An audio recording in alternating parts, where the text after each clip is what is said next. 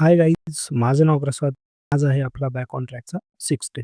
So let start. ऑफिसचं काम उरकून मी निघालो जिमला आणि आल्या आल्या हा कोट वाचला आणि it is actually true for me. Ready होऊन मी आलो जिममध्ये. व्यवस्थित वॉर्मअप आणि स्ट्रेचिंग केली आणि आज आपण ट्रेन करणार आहोत लेग्स आणि ट्रायसेप्स. सो लेग्ससाठी 50 फ्री स्क्वॉट्स आणि ट्रायसेप्ससाठी डायमंड पुशअप्स मारून मी आलो वर्कआउट सेक्शनमध्ये.